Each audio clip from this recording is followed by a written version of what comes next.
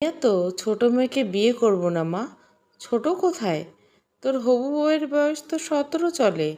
ওর বয়সে আমার দুটো বাচ্চা হয়েছে। এখন যুগ বদলেছে। এখন আর কেউ বাল্যবিবাহ করে না। হাঁটুর বয়সী একটা মেয়েকে আমার মতো সরকারি চাকরিজীবী ছেলে যদি বিয়ে করে লোক শুনে হাসবে। তাছাড়া মেয়েটা আমার থেকে গুনে গুনে 16 বছরের ছোট একটা মেয়ে। থাকেও গ্রামে, পড়াশোনা কম, শহরের কালচার বোঝে না। সবচেয়ে বড় কথা, মেয়েটাকে বিয়ে করলে নিশ্চিত কেস খেয়ে যাব। বাল্যবিবাহ করার অপরাধে আমার শখের চাকরিটাও চলে যেতে পারে। কিচ্ছু হবে না অয়ন, তোর বাবা সবটা সামলে নেবে। তাছাড়া মেয়েটা দেখতে সুন্দরী, গায়ের গড়ন ভালো, দেখে বোঝা যায় না এত কম বয়স। সে যাই হোক, আমি গ্রামের মেয়ে বিয়ে করব না মা। গ্রামে যেহেতু থাকে, চলাফেরা কথাবার্তা নিশ্চয় গাইয়ে টাইপ। তাছাড়া বয়সের গ্যাপ যেহেতু অনেক, ওর সাথে কখনো আমার মাইন্ড সেট হবে না। ও আমার মন বুঝবে না, আমি ওর মন বুঝবো না। খুব বিচ্ছিরি একটা কাণ্ড হয়ে যাবে। তখন থেকে গ্রাম গাইয়া এগুলো বলছিস কেন? তুই কোন জমিদারের বাচ্চা শুনি? ভুলে যাস না, তোর বাবাও গ্রাম থেকে উঠে এসেছে। তোর জন্ম গ্রামে। তুমি রেগে যাচ্ছ কেন মা? রাগের কথা বলছিস কেন তাহলে? কেন বুঝতে চাচ্ছ না? হাঁটুর বয়সী একটা মেয়ে আমার বউ হবে, অয়ন চ্যাটার্জির বউ হবে। আমি সমাজে মুখ দেখাবো কিভাবে? কোথাও নিয়ে যেতে পারবো না। আমার কোনো অফিস ট্যুরে তাকে নেওয়া সম্ভব না। সারাক্ষণ ভয়ে ভয়ে থাকতে হবে, কোথায় কোন কথা বলে দেয়। মেয়েটাকে না দেখে তুই এত কথা বলছিস কেন? আগে গিয়ে দেখ, আলাদা করে কথা বল, তারপর না হয় একটা সিদ্ধান্তে আসা যাবে। বাবার যেহেতু পছন্দ হয়েছে, আমি নিশ্চিত এই মেয়ের সাথে বাবা আমাকে বিয়ে দিবে। আশাবাদ দেবী বলেন, ঋণ রাখতে তোর বাবা পছন্দ করে না। পূর্ণার বাবা আর তোর বাবা খুব ঘনিষ্ঠ বন্ধু ছিল। আজ তোর বাবার বিলাসবহুল জীবন সাফল্যের পিছনে পূর্ণার বাবার অনেক অবদান। বনানীতে অয়নের 4 বেডরুমের নিজস্ব ফ্ল্যাট বাসা আছে। 6 সিটের সুন্দর একটা গাড়িও আছে। গাড়িটা বাবা নিজে পছন্দ করে কিনেছেন। শুধু চাকরি করে এত কিছু করা কখনোই সম্ভব ছিল না। বাবা প্রথম শ্রেণীর সরকারি কর্মকর্তা ছিলেন। পাশাপাশি শেয়ারে একটা শোরুমে রমরমা ব্যবসা ছিল। ব্যবসা যখন ফুলে ফেঁপে বড় হতে লাগলো, তখন ব্যবসায় পুরোপুরি মনোযোগ দিলেন বাবা। অয়নের ব্যবসা করতে কখনো ভালো লাগতো না। বাবা রিটায়ার করছেন। অয়ন পড়াশোনার পাট চুকিয়ে চাকরি করে। বাবা এখন ব্যবসার কাজে পুরোপুরি ব্যস্ত থাকেন, আর অয়ন সারাদিন অফিসে থাকেন। অয়নদের ছোট্ট সুখী পরিবার। বাবা মা, অয়ন ও তার একমাত্র ছোট বোন অর্পিতা। অর্পিতা এবার অনার্স সেকেন্ড ইয়ারে পড়ে। অয়নের বাবার নাম অরুণ চ্যাটার্জি। ভদ্রলোকের বয়স 70 ছুঁই, চেহারা আভিজাত্যের ছাওয়া। অয়ন দেখতে লম্বা চওড়া, বডি ফিটনেস সুন্দর, দেখলেই বোঝা যায় নিয়মিত শরীরচর্চা করে। অয়নের বয়স যে 33+ কেউ না জানলে অয়নের বয়স ধরতে পারবে না। গায়ের রং তামাটে, সুন্দর চেহারা, ভাসা ভাসা দুটো চোখ, মাথায় এক ঝাঁক চুল, গাল ভর্তি স্টাইলিশ করে ছেড়ে রাখা ছোট ছোট দাড়ি, দেখতে সুদর্শন।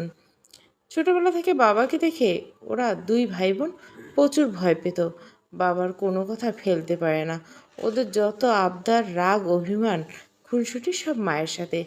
বাবা গম্ভীর টাইপের মানুষ, ওদের মনে পড়ে না ওরা কখনো বাবাকে মন খুলে হাসতে দেখেছে। বাবার সাথে ওদের কোনো সুন্দর স্মৃতি নেই। তাই বাবা যে ওদের ভালো চায়, সবসময় সেরাটা দেয় ওদের, বেশ বুঝতে পারে ওরা। এক শুক্রবার অয়নের জন্য ঘটা করে মেয়ে দেখতে যাওয়া হলো। মেয়ে দেখা তো বাহানা মাত্র। বাবা আজই বিয়ে পাকা কথা বলে আসবে, বেশ বুঝতে পারছে অয়ন। অয়ন মানসিকভাবে মোটেও প্রস্তুত না। তারপর এক প্রকার মায়ের জোরাজুরিতে আসতে বাধ্য হয়েছে। ঢাকা থেকে ওরা শুধু 3 জন এসেছে। অর্পিতার পরীক্ষা ছিল, ইচ্ছে থাকলেও আসতে পারেনি। ড্রাইভার দিয়ে 4 জন। গ্রামে অয়নের আপন কেউ এখন আর থাকে না। বাবার জ্যাঠাতো দাদা থাকে, সম্পর্কে অয়নের জেঠু হয়। সেই জেঠু জেঠু থাকে গ্রামে। জেঠুদের বাড়ির 4 বাড়ি পরে মেয়ের বাড়ি। বাবার ভাষ্যমতে লক্ষ্মীকান্ত মন্ত মেয়ে। 10 গ্রাম খুঁজলেও এমন মেয়ে খুঁজে পাওয়া যাবে না। যেমন চোখ ধাঁধানো রূপ তেমন গুণবতী। শহরের তুলনায় গ্রামের মেয়েগুলো সংসারী। যদিও অয়ন বাবার কথায় মোটেও পাত্তা দেয়নি, বাবা একটু বেশি বেশি বলেন। শহরের মেয়েরা কি আর সংসার করে না? ছোটবেলা থেকে অয়নের গ্রাম বেশি পছন্দ না, তাই এদিকে তেমন আশা হতো না। গাড়িতে বসে বসে বাবার মুখে মেয়ের গুণগান শুনতে একটু ভালো লাগছিল না, বোরিং লাগছিল খুব। বাবার ইচ্ছে অয়ন মেয়ে পছন্দ হয়ে গেলে বিয়েটা গ্রামে হবে। মেয়ের যখন 18 বছর পূর্ণ হবে তখন শহরে ঘটা করে রিসেপশনে অনুষ্ঠান করা যাবে। ওরা যখন গন্তব্যে এসে পৌঁছলো তখন সাঁঝের বেলা, আকাশে মেঘের আনাগোনা, যে কোনো সময় ঝুমঝুম বৃষ্টি নামবে। অয়ন মনে মনে যেমন ভেবেছিল বাড়িটা মোটেও তেমন না।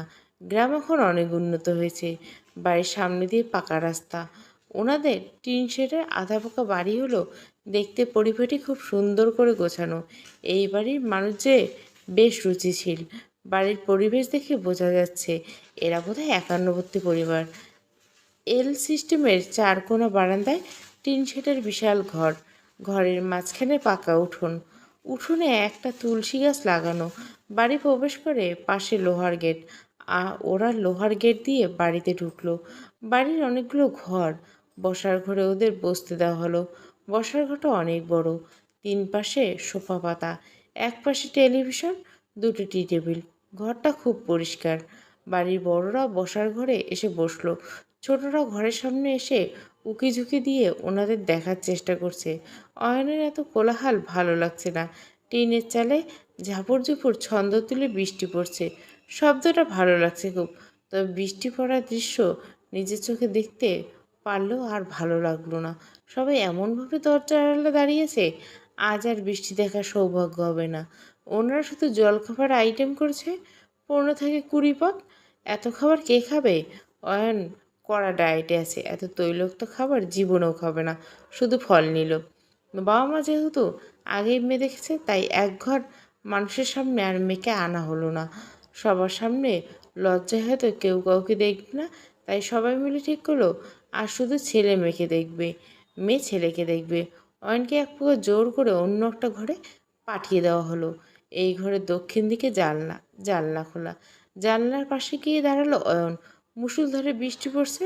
অয়ন এক মনে টিনের চাল বেয়ে ছন্দ তুলে পড়া বৃষ্টি দেখতে লাগলো।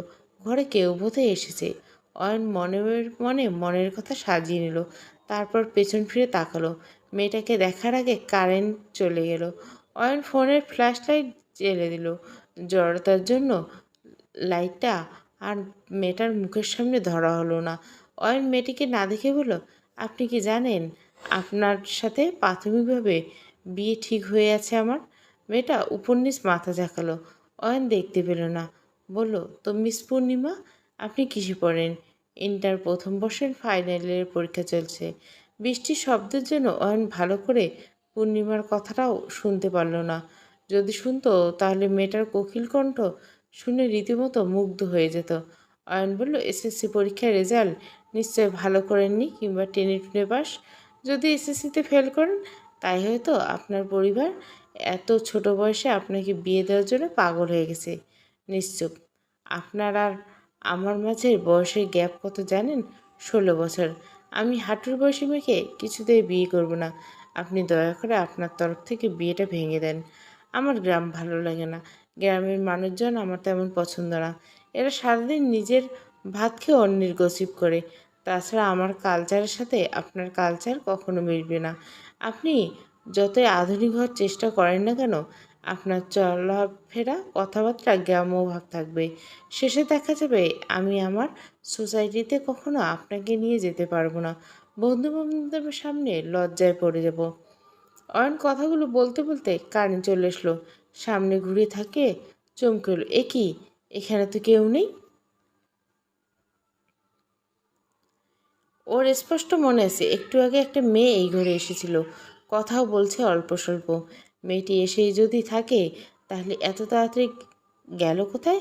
ও কি এতক্ষণ ভূতের সাথে কথা বলতো? ভাবতে মনের মাছ আসতে গা ছমছম করে উঠল। মুখ ঘামছে। হাতের উল্টো পিঠ দিয়ে মুখের ঘামটুকু মুছে নিল অয়ন। পা দুটো মনে হয় কেউ আঠা দিয়ে ফ্লোরের সাথে লাগিয়ে দিয়েছে। শত চেষ্টা করে এক পা নড়াতে পারল না অয়ন। শরীর ভার হয়ে গেছে, মুখ দিয়ে কোনো কথা বের হচ্ছে না। অয়ন স্বাভাবিক হতে অনেকটা সময় লাগলো। অয়নের মা ঘরে এসে বলল, কিরে, এমন স্ট্যাচু হয়ে দাঁড়িয়েছিস কেন? অয়নের হতভম্ব ভাব তখনও কাটেনি। মাকে ইশারা করে ডাকলো, ফিসফিস করে বলল, তুমি কি মেয়ে দেখেছো? কেন? না, এমনি। দেখেছি তো, চাঁদের মতো সুন্দর। তোর বাবা ডাকছে, ওই ঘরে চল। অয়ন মায়ের পিছু পিছু গেল। বসার ঘরে গিয়ে মায়ের পাশে বসতে মা নিচু কণ্ঠে ফিসফিস করে বলল, মেয়ে দেখে পছন্দ হয়েছে? অয়ন মনে মনে বলল, মেয়ে তো দেখতেই পারলাম না। মুখে বলল, না। সে কি? কেন? কেন এর উত্তর ঢাকা গিয়ে দেবো মা। তোর বাবা তো আজকেই বিয়ের দিন ঠিক করতে চাইছে। বাবা বললে হবে নাকি? আস্তে কথা বল, সবাই শুনতে পাবে। অনেক রাত হলো, তবু বৃষ্টি থামাথামির কোনো নামগন্ধ নেই। সবার রিকোয়েস্টে রাতে এই বাড়িতে থেকে যেতে বাধ্য হলো অয়নরা। অয়নকে দক্ষিণে ঘরে শুতে দেওয়া হলো। অয়নের সাথে একটা 12-13 বছরের ছেলে শুয়েছে। ছেলেটার নাম প্রান্ত। প্রচুর কথা বলতে পারে। শুয়ে শুয়ে একা একা বকবক করছে। অয়নের ইচ্ছে করছে একটা রাম ধমক দিতে। ভদ্রতার জন্য ধমক দেওয়া হলো না। বৃষ্টির ঝড়ে এসেছে। প্রান্ত বকবকানি শুনতে আর ভালো লাগছে না। অয়ন উঠে দাঁড়ালো। প্রান্ত বলল, এ কি জামাইবাবু, আপনি এত রাতে কোথায় যাচ্ছেন? এত রাতে মানুষ কোথায় যায়? অয়ন রাগ চেপে বলল, ও বুঝেছি, 1 নম্বরে যাচ্ছেন। আমি কি দাঁড়াবো? কোনো দরকার নেই। এত রাতে ঘর থেকে বের হওয়া ঠিক না। ওনারা জানতে পারলে ভয় দেখাবে আপনাকে। অয়ন ভুরু কুচকে চোখ মুখ কুচকে বলল, ওনারা মানে? জিন পরি ভূত চেনেন না আপনি? এই, তুমি চুপ করে ঘুমাতো। ভয় পাচ্ছেন তাই না? ব্যাপার না, আমিও পাই। আপনার যদি বেশি ভয় লাগে জানলা খুলে কাজটা সেরে ফেলুন। বৃষ্টির দিনে আমিও এইভাবে কাজ সারি। মাকে আবার বলবেন না যেন, জানতে পারলে কেলাবে আমাকে। কথাটা বলে নিজেই নিজের দাঁত কেলিয়ে হো হো করে হাসছে প্রান্ত, যেন খুব মজার একটা কথা বলে ফেলছে। অয়ন বিরক্তি সপ্তমে উঠল। এই বাচ্চার ছেলের সাথে আর এক মুহূর্ত এক ঘরে থাকবে না অয়ন। অয়ন ঘরের দরজা খুলে বেরিয়ে গেল। পা টিপে বারান্দা দিয়ে হাঁটতে লাগলো। বাড়ির মেইন গেট খোলা। অয়ন ঘড়ি দেখলো, রাত 11টা 13 বাজে। অথচ মনে হচ্ছে গভীর রাত। শহরে তো এই রাতে আলো ঝলমল করে। এটা গ্রাম দেখে বোধহয় অয়নের গা ছমছম করছে। গ্রামের মানুষ আগ্রাতে ঘুমায়, ভোর রাতে উঠে সবাই ঘুমিয়ে পড়ছে। বাড়িটা শুনশান নীরবতা বিরাজ করছে। এত রাতে বাড়ির মেইন গেট কে খুললো? কি জানি, হয়তো খোলাই থেকে। অয়ন পা টিপে টিপে গেটের কাছে এলো। এখানে আলো আছে। অয়ন বাড়ির বাইরে বের হয়ে এলো। এখানে বিশাল দুয়ার, একপাশে শান বাঁধানো সিঁড়ি করা পুকুর ঘাট, সম্ভবত এই বাড়ির পুকুর। অয়ন গুটি গুটি পায়ে হেঁটে গেল। এদিকটায় গাছ বেশি থাকার কারণে বেশ অন্ধকার। এখন একটু ভয় ভয় লাগছে। অয়ন ফোনের লাইট জ্বেলে দিল। তারপর পুকুরের পাড়ে গিয়ে দাঁড়ালো। আজ বোধহয় পূর্ণিমা। চাঁদের আলো পুকুরের মাঝখানে উপচে পড়ছে। জলের মৃদু ঢেউয়ের চাঁদের আলো দুলছে। দেখতে বেশ ভালো লাগছে। এখন বৃষ্টি নেই। কাছে কোথাও ব্যাঙ ডাকছে। অয়ন বেখেয়ালি পুকুরের ওই পাশে তাকে চমকে উঠল। এ কি, এত রাতে পুকুরের জলে পা ভিজে কে বসে আছে? চাঁদের আলোতে অস্পষ্ট দেখা যাচ্ছে। মেয়েটার পরনে পাট ভাঙা শাড়ি। শাড়ির আঁচড় কোমরে গুজে রাখা। হাঁটু পর্যন্ত ঢেউ খেলানো ঘন চুল। অয়নের ভয় কেটে গেল। মোহগ্রস্তময়ে এগিয়ে গিয়ে মেয়েটির মুখোমুখি দাঁড়ালো। ফোনের আলোয় সরাসরি মেয়েটার মুখ দেখে ফেলল। দুধ হালতা গায়ের রং, ডাগর ডাগর দুটি চোখ, চোখে মোটা করে কাজল টানা, গোলাপি চিকন সরু ঠোঁট, টিকলো নাক, হাঁটু পর্যন্ত ঘন কালো চুল। মেয়েটির বাড়াবাড়ি সৌন্দর্য দেখে অয়ন মুগ্ধ দৃষ্টিতে অপলক তাকিয়ে রইল। এত সুন্দর, এত সুন্দর! চোখ ঝলসে যাওয়ার মতো সৌন্দর্য এই অচেনা মেয়েটির। এত নিখুঁত চেহারা। মেয়েটিকে ঈশ্বর বোধহয় অনেক সময় নিয়ে খুব যত্ন করে নিজের হাতে বানিয়েছে। এত সৌন্দর্যের কাছে যে কোনো সৌন্দর্য বড্ড স্লান। এই পার্থিব সৌন্দর্যের দিকে তাকিয়ে থাকতে গিয়ে অয়নের চোখে জল এসে গেল।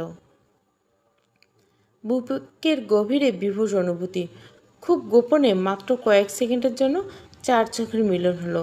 ওই কাজল গায়ে মায়া মায়া বিষণ্ণ চোখে চোখ রেখে অয়নের বুকের ভিতর কেঁপে উঠল। অয়ন অস্ফুট সুরে বলল, পড়ি। অয়ন দু চোখ বুজে বুকে এক হাত রেখে ঘন ঘন নিঃশ্বাস নিল। মাত্র কয়েক সেকেন্ড। চোখ মেলে দেখলো মেয়েটি চোখের পলকে কোথাও যেন চলে গেল। অয়ন শত খুঁজে মেয়েটিকে আর কোথাও পেল না। অয়নের মোহ কেটে যেতে ভয়ের গেট পেল প্রচুর। মাথা ঘুরে পড়ে গেল। অয়ন খাটের মাঝখানে শুয়েছে। অয়নের চারপাশে সবাই গোল হয়ে বসে আছে। জ্বরে অয়নের গা পুড়ে গেছে। ডাক্তার এসেছিল। অয়নকে দেখে ওষুধ লিখে দিয়েছে। অয়ন জ্বরের ঘোরে অস্ফুট সুরে একটাই নাম বারবার জপছে, পড়ি পড়ি পড়ি। রাতে পুকুর ঘাট থেকে অয়নকে অজ্ঞান অবস্থায় খুঁজে পেয়েছে। প্রান্তর কথা মতো একজন কবিরাজে ডাকা হয়েছে। যদি অয়নের বাবা এগুলো বিশ্বাস করে না, তবে অয়নের মা আবার খুব মানে। কবিরাজ অয়নকে ঝাড়ফুঁক দিয়ে চলে গেছে। অয়নের জ্বর কমলো দুপুরবেলা। মুখটা তেতো হয়ে গেছে। অয়নের মা আশা দেবী অয়নকে ভাত খেয়ে দিতে দিতে বলল, অত রাতে পুকুর ঘাটে গিয়েছিলি কেন? ঘুম আসছিল না। কিছু কি দেখেছিলে? কি দেখবো? ভয়ের কিছু? হঠাৎ এত জ্বর এলো কেন তোর? রাতে থেকে পুকুর ঘাটে অজ্ঞান অবস্থায় পেয়েছি আমরা। অয়ন মায়ের এক হাতে মুঠো ধরে বলল, নিচু কণ্ঠে ফিসফিস করে বলল, মা, আমি রাতে পড়ে দেখছি। বলিস কি? সত্যি বলছি মা, বিশ্বাস করো। এত সুন্দর মানুষ আমি আমার 33 বছরের জীবনে কোনো দিন দেখিনি। চোখ ঝলসে যাওয়ার মতো রূপ মা। এখনও আমার চোখে চোখ ভাসছে। পরী কি তোকে কিছু বলেছে? না, তবে আমাকে দেখে হাওয়ায় মিলিয়ে গেছে। আমি ওই পরীকে আবার দেখতে চাই মা, বারবার দেখতে চাই। এই কথাগুলো আমাকে বলছিস, ভুলেও আর কাউকে বলিস না। লোকে তোকে পাগল ভাববে। মা, পরীদের কি বিয়ে করা যায়? কেন, তুই বিয়ে করবি নাকি? অয়ন চুপ করে রইল। আশাপাতি দেবী অয়নের মাথায় চুল এলোমেলো করে দিল। দীর্ঘশ্বাস ফেলে বলল, এত পড়ালেখা শিখে কী লাভ? দিন শেষে তো গাধাই রয়ে গেলি। মা, তুমি যদি একবার ওই পরীটাকে দেখতে, তাহলে জীবনেও এই কথাটা আমাকে বলতে পারতে না। মা, আমার একটা কথা রাখবে? কি কথা? আমার মাথা হাত ছুঁয়ে বলো। আচ্ছা বেশ, রাখবো। তোমাদের পছন্দ করা মেয়েকেই আমি বিয়ে করবো, প্রমিস। তবে আমার 1 বছর সময় চাই মা। আমি এখন বিয়ের জন্য মানসিকভাবে প্রস্তুত নেই। আচ্ছা, তবে 1 বছরে কিন্তু, এর বেশি সময় আর দেওয়া হবে না। মা, পরীরা কি দিনের বেলা ঘোরাফেরা করে? তখন থেকে কি বোকা বোকা কথা বলছিস? মাথাটা কি গেছে নাকি তোর? রেডি হয়ে নে, আমরা আজই ঢাকা চলে যাব। অয়ন কিছু বলতে গিয়েও থেমে গেল। সেই ঘটনার 5 মাস হতে চলল। সেদিনে সেই পুকুর ঘাটে দেখা পরীকে আজও এক মুহূর্তের জন্য ভুলতে পারেনি অয়ন। পৃথিবীতে কত ধরনের মানুষ আছে, কত সুন্দর সুন্দর মেয়ে আছে। এত এত মেয়ে রেখে শেষে কিনা একটা পরীর প্রেমে পড়ল অয়ন।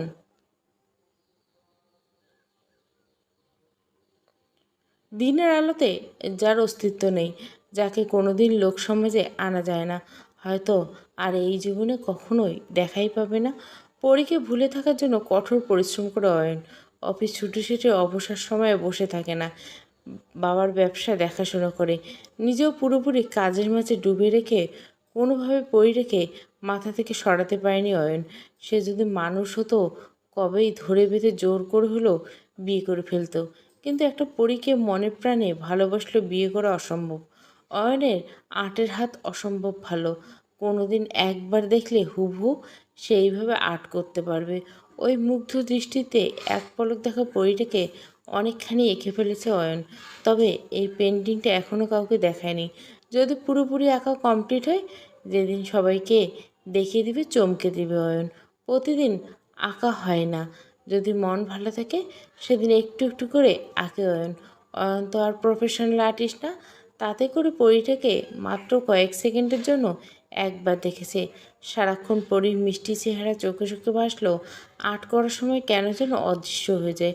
শত চেষ্টা করেও চেহারা মনে করা যায় না। অয়ন ব্যর্থ হয়ে হাল ছেড়ে দেয়। আবার যখন মনে পড়ে, তখন একটুখানি এঁকে ফেলে। আচ্ছা, ওই পরীটা কি জলপরী নাকি স্থলপরী? জলপরী হলে তো জলে থাকার কথা ছিল। তাছাড়া পরীদের তো ডানা থাকে, ওর কোনো ডানা ছিল না। ছিল নাকি ছিল না, অয়ন দেখতে পায়নি। অয়নের হবু বউ পূর্ণিমার সামনে শুক্রবার অয়নদের বাসায় আসবে। হয়তো এখানেই বেশ কিছুদিন থাকবে। পূর্ণিমা বাবার সাথে পাশের এলাকার একজনের সাথে জমি জমা নিয়ে বিভেদ বেটেছে। সেই লোকটি খুব প্রভাবশালী। লোকটির ছোট ছেলে নেশাখোর। জমিটা পূর্ণিমাদের। দুইবার পূর্ণিমার বাবা রায় পেয়েছে, লোকটি মানেনি। আবার নতুন করে মামলা দিয়েছে। ওই এলাকা দিয়ে পূর্ণিমা রোজ কলেজ যাতায়াত করে। দিনকাল ভালো না, বিবাহযোগ্য সুন্দরী মেয়ে, বদনাম রটতে সময় লাগবে না। জমি জমার জেদ ধরে ওরা হয়তো পূর্ণিমার বড় কোনো ক্ষতি করে দিতে পারে। পূর্ণিমার বাবা রিস্ক নিতে চায়নি। পরের জিনিস ঘরে রাখাও রিস্ক। অয়নের বাবার সাথে এই নিয়ে ফোনে দীর্ঘ আলাপ। পূর্ণিমার বাবা প্রতাপবাবু। অয়নের বাবা রিস্ক নেবে না। দরকার হলে তার হবু পুত্রবধূকে তার বাড়ি থেকে পড়াশোনা করাবে। তবু অনিশ্চয়তায় পূর্ণিমাকে গ্রামে ফেলে রাখবে না। পূর্ণিমার ঢাকায় আসার একদম ইচ্ছে নেই। নেহাত বাবার ইচ্ছে যেতে হচ্ছে। তবে বাবা মনে ঠিক কী চলছে বোঝা যাচ্ছে না। বাবা বারবার পূর্ণিমাকে বই খাতা থেকে শুরু করে দরকারি সব কাগজপত্র নিয়ে যেতে বলছে। আর 7 মাস পর পূর্ণিমার এসএসসি পরীক্ষা। বই খাতা নেওয়া যায়, তবে সব কাগজপত্র কেন নিতে বলছে বাবা? পূর্ণিমা বুঝতে পারছে না।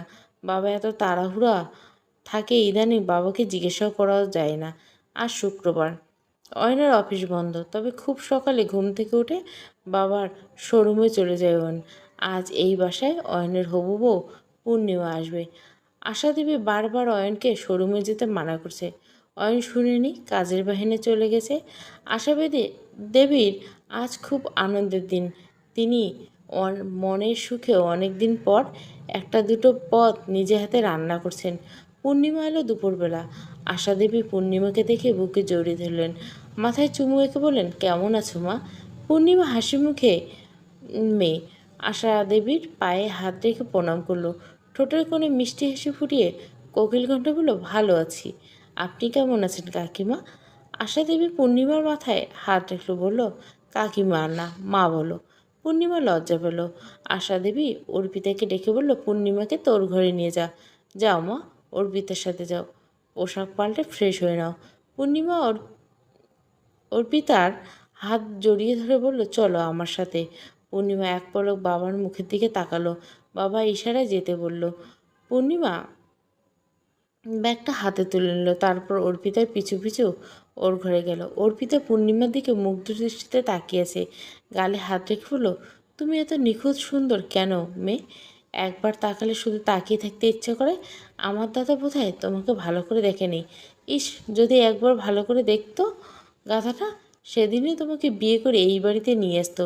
তারপর তোমাকে ওর চোখের সামনে সারাদিন বসিয়ে রাখতো। তোমার রূপে আমি ফিদা হয়ে গেছি। ইস, আমি যদি ছেলে হতাম নিশ্চিত তোমাকে বিয়ে করে ফেলতাম। উত্তরে পূর্ণিমা হেসে ফেললো। অর্পিতা বলল, দাদাকে আজকে চমকে দেব। ছোটবেলা থেকে নিজের রূপের প্রশংসা শুনে অভ্যস্ত পূর্ণিমা ওর বাড়াবাড়ি সৌন্দর্যের জন্য কখনো স্কুল কলেজে ওকে একা ছাড়েনি। কেউ না কেউ সাথে করে নিয়ে গেছে, আবার সাথে করে নিয়ে আসছে। ওর 17 বছরের জীবন অভাব, অশান্তি কিংবা বড় ধরনের দুঃখ কষ্ট সেভাবে কখনো অনুভব করেনি পূর্ণিমা। ওর সৌন্দর্য, ওর নম্র ব্যাপারের জন্য মা জেঠি কাকিমাদের কাছে সবসময় আদর একটু বেশি পেয়েছে। তবে ওর একটাই গোপন দুঃখ আছে, ওকে ওর কাজিনরা চোখে হারালেও আপন ভাই বোন দু চোখে দেখতে পায় না। তার কারণ ওর পড়াশোনা। সৃষ্টিকর্তা প্রতিটা মানুষকে একদিকে না একদিকে খুদ রেখেছে, কিন্তু পূর্ণিমার ক্ষেত্রে হচ্ছে উল্টো। ও যেমন রূপ নিয়ে জন্মেছে তেমন বুদ্ধিমতী, পড়াশোনায় ভালো, ক্লাস টপার। পড়াশোনার সময়টুকু বাদে মা কাকিমার সাথে ফেরাতে অনেক কাজ শিখে ফেলেছে। বিশেষ করে রান্নার প্রতি প্রচুর আগ্রহ। ছুটির দিনে শখে বসে দু এক পদের রান্না করে। বয়সে ছোট হলে বোধ বুদ্ধিতে অনেক এগিয়ে গেছে। বয়সের তুলনায় ম্যাচিওর ভাবটা তাড়াতাড়ি এসে গেছে। পূর্ণিমার এখন বিয়ে করার কোনো ইচ্ছে ছিল না। ওর পড়াশোনা করে চাকরি করার খুব শখ ছিল, কিন্তু ওর বাড়াবাড়ি সৌন্দর্যের জন্য রোজ কত শত যে প্রেমের অফার পেত তার কোনো হিসাব নেই। পড়ার এক বখাটে রীতিমতো থ্রেড দিয়ে গেছে। যদি ওর সাথে রিলেশন না যায় তাহলে ওর সুন্দর মুখে অ্যাসিড দিয়ে ঝলসে দেবে। শেষে এমন অবস্থা, খুব দরকার ছাড়া বাড়ির বাইরে বের হওয়া হতো না। তবে গভীর রাতে সবাই ঘুমিয়ে গেলে প্রায় পুকুর ঘাটের জলে পা ডুবিয়ে একা একা বসে থাকে পূর্ণিমা। যদি একা থাকার উপায় নেই, বাড়ির কেউ না কেউ ঠিকই ওকে সর্বদা চোখে চোখে রাখে। মধ্যবিত্ত পরিবারে এত রূপ নিয়ে জন্ম নেওয়া মহাপাপ। আর 5টা ছেলেমেয়ের মতো সাধারণভাবে চলাফেরা করা যায় না, সারাক্ষণ ভয়ে থাকতে হয়। পূর্ণিমা বলল, বাথরুম কোথায়? আমি স্নান করব। ঘরের ভেতরে বাথরুম। অর্পিতা বাথরুমের দরজা দেখিয়ে দিল, বলল, যাও, বাথরুমে সব রাখা আছে। পূর্ণিমা জামাকাপড় নিয়ে বাথরুমে চলে গেল। মাথায় শ্যাম্পু করে স্নান করতে 1 ঘন্টা মতো সময় লাগলো। 1 ঘন্টা পর বাথরুম থেকে বের হয়ে দেখলো অর্পিতা বিছানায় উবুর হয়ে শুয়ে শুয়ে ফোন টিপছে। পূর্ণিমাকে দেখে হেসে ফেলল, বলল, মা ডাকছে, খেতে চলো। পূর্ণিমা ড্রেসিং টেবিলের সামনে গিয়ে বসলো।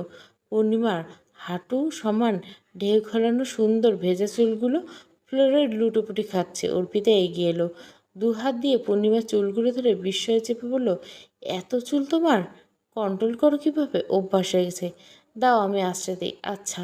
অর্পিতা চিরুনি হাতে নিয়ে বেসুরো গলায় গান ধরল, আমি এই রূপ দেখে দেখে মরতে পারি, তেমনই পারি ওগো বাঁচতে এই মেয়ে। জি বলুন। তোমাকে আমি ছোট একটা নাম দিই। পূর্ণিমার নামটা আমার ভালো লাগে না, সেকালের নাম। তোমাকে আমি পরি বলে রাখবো। আচ্ছা শোনো পরি, তোমাকে আগামীকাল আমার সাথে করে আমার ক্যাম্পাসে নিয়ে যাব। কত ছেলে যে তোমাকে দেখে ক্রাশ খাবে, প্রপোজ করবে। ইস, আমার ভাবতেই খুব আনন্দ হচ্ছে। অর্পিতার কথা শুনে পূর্ণিমা খুব লজ্জায় লাগছে। অর্পিতা বলল, তোমার কি কোনো ফোন আছে পরি? না। মানে তুমি কি ফোন চালাও না? চালাই। তাহলে বললে কেন তোমার কোনো ফোন নেই? আমার সত্যি ফোন নেই, বাবার ফোন চালাতাম। ও, নিজস্ব একটা ফোন চালাতে ইচ্ছে করে না? না, মাকে বলবো তোমাকে একটা ফোন কিনে দিতে। এই দেখো, আমার ফোনের লক এভাবে খুলতে হয়। তোমার যখন প্রয়োজন হবে আমার ফোন চালিও। লাগবে না। লাগবে না আবার কি? বাড়িতে তো কথা বলবে। ওই দেখো মা ডাকতেছে, চলো খেতে চলো। পূর্ণিমার বাবা মেয়েকে রেখে সন্ধ্যার দিকে রওনা দিল।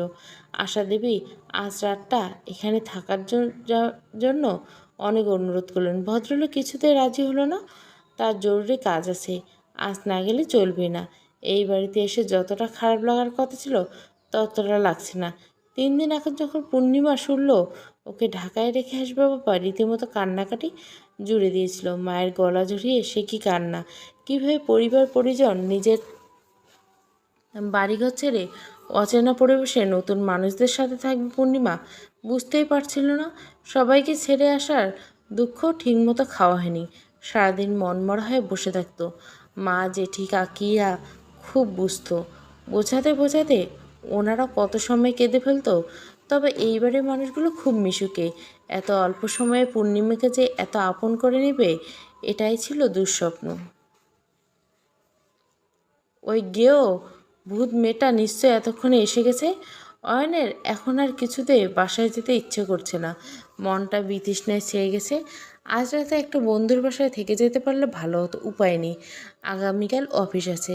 এখন কোথা থেকে গেলে আগামীকাল ভোরে ঘুম থেকে উঠে বাড়িতে গিয়ে আবার অফিসে যেতে যেতে অনেকটা দেরি হয়ে যাবে।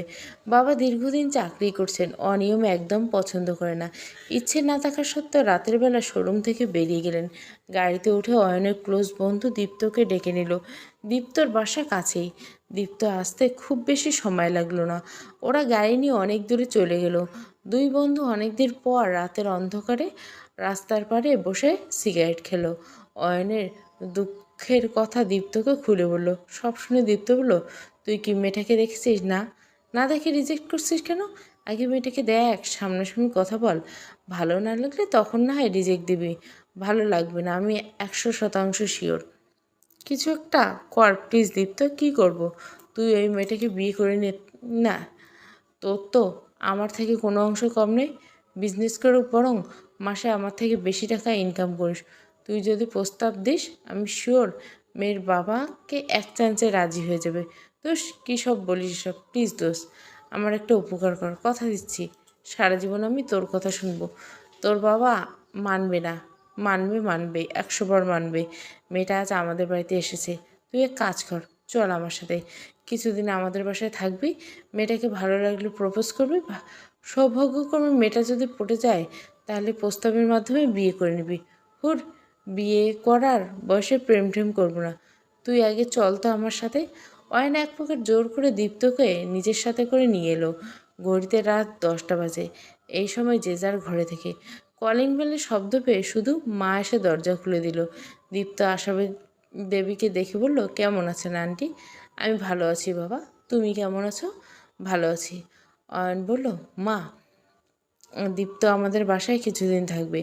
আশা দেবী মুখে হাসি টেনে বলল, থাকুক। এই কথা আবার বলতে হয় নাকি? যা, তোরা দুজনে ফ্রেশ হয়ে আয়, আমি খেতে দিচ্ছি। অয়ন দীপ্তকে নিয়ে ঘরে চলে গেল। অয়ন খাবার মুখে নিয়ে বলল, শুধু আমরা দুজন কেন, তোমরা খাবে না? খেয়েছি। কখন খেলে? 9টার দিকে। বাবা, অর্পিতা, ওরা কি খেয়েছে? হ্যাঁ, আমরা সবাই খেয়ে নিয়েছি। অয়ন ঘড়ি দেখে বলল, খুব বেশি রাত হয়নি, আজ হঠাৎ এত তাড়াতাড়ি খেয়ে নিলে? পূর্ণিমার আগ্রাতে খাওয়ার অভ্যাস, ওর সাথে অর্পিতাও খেতে বসলো। তোর বাবা ওদের খাওয়া দেখে বসে পড়লো। পরে পূর্ণিমার জোরে যেতে আমিও বসতে বাধ্য হলাম। অয়ন আপন মনে বিড়বিড় করে বলল, একদিকে মেয়েটা ভালোই বশ করে ফেলেছে এদের। নাম কি? পূর্ণিমা। সেকালে গ্রামের মেয়ে বলে কথা, এমন গেও নাম তো হবেই। মুখে বলল, ওই মেয়েটা কি চলে গেছে? কার কথা বলছিস? কি জন্য নাম? পূর্ণিমা। পূর্ণিমার কথা বলছিস? হ্যাঁ, মেবি। না, চলে যাবে কেন? কিছুদিন থাকবে এখানে। ও, সে এখন কোথায়? অর্পিতার ঘরে। তুই কথা বলবি? ডেকে দে। না না, কোনো দরকার নেই। মা, একটু সরে যেতে অয়ন নিচু কণ্ঠে দীপ্তকে ফিসফিস করে বলল, তুই অর্পিতার সাথে দেখা করার বাহানায় ওই মেয়েটাকে দেখে আয়। ধুর, আমার লজ্জা করে। কিসের লজ্জা? আগে দেখ, তোর পছন্দ হলে তা তাদের লাইন আমি সেট আপ করিয়ে দিব। আমার এখন বিয়ে করার বয়স বন্ধু। আগে প্রেম কর কিছুদিন, তারপর বিয়ে করিস। তোর ফাঁদে পা দেওয়া আমার উচিত হলো না। অয়ন মিনতি করে বলল, প্লিজ বন্ধু। আচ্ছা, এত সেন্টি খাওয়ার দরকার নেই, দেখছি কি করা যায়। অয়ন নিজের ঘরে অনেকক্ষণ পায়চারি করছে। দীপ্ত 800 একটা ম্যাগাজিন বই টেনে এলো। বইয়ের দিকে না তাকিয়ে আনমনে পৃষ্ঠা উল্টাতে লাগলো। অয়ন দীপ্তর পাশে বসলো। যা না প্লিজ। দীপ্ত ভুরু কুচকে তাকালো। এই বয়সে এমন বেহায়াপনা করতে একটুও ভালো লাগছে না। বিরক্ত চেপে বলল, আজব। আমি গিয়ে কি করব? কি করবি মানে? মেয়ে দেখবি? তুইও চল। আমিও যাব না। শালা, কেন যাবি না? তোর হবু বউকে আমার সাথে প্রেম করিয়ে দিতে চাচ্ছিস, অথচ নিজে হাবুডুবু খাচ্ছিস একটা পরিপ্রেমে। লোকে শুনলে হাসবে। হাসুক, তুই এখন যা প্লিজ। অয়ন ঠেলে ঠুলে এক প্রকার জোর করে দীপ্তকে অর্পিতার ঘরের সামনে পাঠালো। দীপ্ত ঘামছে। ইতস্তত করে অর্পিতায় দরজায় নক করলো। অর্পিতা বলল, অর্পিতা, ঘরে আছো? কে? আমি দীপ্তদা বলছি। অর্পিতা ঘরের দরজা খুলে দিল। উকিঝুঁকি দিয়ে বলল, তুমি একা কেন? দাদা কোথায়? ও তো ঘরে। আমি তোমাদের সাথে দেখা করতে এলাম। এসো এসো, ঘরে এসে বসো। দীপ্ত জড়তা কাটিয়ে ঘরে গেল। অর্পিতা সোফা দেখিয়ে দিয়ে বসতে বলল। দীপ্ত আরাম করে বসলো। ঘরে আর কাউকে না দেখে বলল, অয়নের হবুকে দেখছি না তো। কে? পড়ি? পড়ি তো ব্যালকনিতে, তুমি দেখছো? দাঁড়া, ডেকে দেখছি। দীপ্ত মজা করে বলল, দাঁড়াতে পারবো না। অর্পিতা হেসে বলল, পড়ি, এই পড়ি, ঘরে এসো। পড়ি ধীর পায়ে ঘরে এলো। কোকিল কণ্ঠ বলল, আমায় ডেকেছিলেন? শৈলা কণ্ঠটা সরাসরি দীপ্তর মস্তিষ্কে গিয়ে লাগলো। চোখ তুলে সামনের দিকে তাকিয়ে থমকে গেল দীপ্ত। হৃৎপিণ্ড বোধহয় কিছু সময়ের জন্য থেমে গিয়েছিল। বুক ভরা নিঃশ্বাস নিতে পারল না। এই আগুন সুন্দরী মেয়েটাকে দেখে নিঃশ্বাস আটকে রইল বুকের গভীরে। দীপ্ত বুকের ভেতর মৃদু ব্যথা করছে। মেয়েটার চোখ ধাঁধানো রূপ, একবার তাকানো চোখ ফেরাতে ইচ্ছে করে না।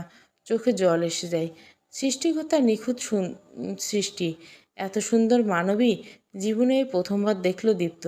অয়ন কি বোকা? এরকম মেয়েকে কেউ হাতছাড়া করে? প্রতিটা পুরুষের স্বপ্নের নারী। একে যে সারা জীবনের জন্য নিজের করে পাবে, তার জীবন পুরো ধন্যী ধন্যী। পূর্ণিমার দিকে দীপ্ত মুগ্ধ দৃষ্টিতে তাকানো অর্পিতার পছন্দ হলো না। ছেলেদের এই দৃষ্টি বোধহয় প্রতিটি মেয়েরই পড়তে পারে। অর্পিতা পরীক্ষা বলল, পলি, আমি ভুলে ব্যালকনিতে ফোনটা রেখে এসেছি, তুমি একটু এনে দিবে? পরি হ্যাঁ সূচক মাথা নিয়ে চলে গেল। অর্পিতা বলল, আমার হবু বৌদিকে কেমন লাগলো দীপ্তদা? দীপ্ত বুকে হাত রেখে বলল, অপূর্ব। তুমি এখন যাও প্লিজ, আমরা ঘুমোবো। দীপ্তর এখন এই ঘর থেকে একটুও যেতে ইচ্ছে করছে না। আরও অনেকটা সময় ধরে মন ভরে দু চোখ জুড়িয়ে শুধু পরীকে দেখতে ইচ্ছে করছে। ইচ্ছে না থাকা সত্ত্বেও চলে গেলে দীপ্ত। দীপ্তকে দেখে দিতে অয়ন বলল, কিরে, মেয়ে পছন্দ হয়েছে তোর? দীপ্ত বুকের ভেতর এক হাত চেপে ধরে ধপ করে বিছানায় শুয়ে পড়ল। দু চোখ বুজে বড় বড় করে নিঃশ্বাস নিল। আবেশে বুকে আসা কণ্ঠে বিড়বিড় করে বলল, আমি কি দেখে এলাম বন্ধু? আমার এখনও মাথা ঝিমঝিম করছে। এই মেয়েকে না পেলে মরেই যাব আমি, যে করে হোক। আমার এই মেয়েকে বউ হিসেবে চাই। দীপ্তর কণ্ঠ অস্বাভাবিক কাঁপছে। অয়নের যেন কেমন লাগছে। অয়নের তো দীপ্তর কথা শুনে খুশি হওয়ার কথা ছিল, ওর কেন অস্থির লাগছে ঠিক বুঝতে পারছে না অয়ন। মেয়েটা কি জাদু করছে? দীপ্ত তো এমন ছেলে নয়, এক দেখায় মেয়েটার জন্য পাগল পাগল হয়ে গেল কেন? অয়ন খুব আগ্রহ নিয়ে দীপ্তকে জিজ্ঞাসা করলো, মেয়েটাকে কেমন দেখলি? দোস্ত, পড়ি পড়ি দেখেছি। বুকে হাত দিয়ে দেখ, আমার বুক এখনও দ্রুত ওঠানামা করছে। অয়নের মনটা ছোট্ট হয়ে গেল দীপ্তর মুখে পরীর নামটা শুনে। অস্থিরতা বেড়ে গেল হাজার গুণ। অয়ন কি বড় কোনো ভুল করে ফেললো? দীপ্তকে এই বাড়িতে জোর করে এনে মেয়ে দেখানোর আগে ওর কি একবার মেয়েকে দেখে নেওয়া উচিত ছিল না? দীপ্ত বলল, আমি আগামীকাল বাবা মাকে নিয়ে আসবো। তুই একটু কষ্ট করে মেয়ের বাবার নাম্বার জোগাড় করে দিবি। প্রেম টেম করার সময় নেই আমার, বিয়ে করে ফেলবো। এমন রূপবতী বউ পেতে ভাগ্য লাগে। অয়ন বিরক্তি হয়ে ঘরের লাইট নিভিয়ে দিল। কণ্ঠে বিরক্তি ফুটে পড়ল, ঘুমো এখন। তোর বক বক শুনতে আমার ভালো লাগছে না। বন্ধুরে, তুই আমাকে একই দেখাইলি, সাক্ষাৎ দেবী। আমি তো ওর মুখখানি ভুলতেই পারছি না। আজ রাতে আমার আর ঘুম হবে না। পাগল নাকি তুই? মেয়ে কি জীবনে প্রথম দেখলি? মেয়ে তো কতই দেখেছি, এত সুন্দরী মেয়ে জীবনে সত্যি প্রথম দেখলাম। দীপ্তর কথা শুনে অয়নের ভালো লাগছে না। একবার কি মেয়েটাকে গিয়ে দেখে আসবে?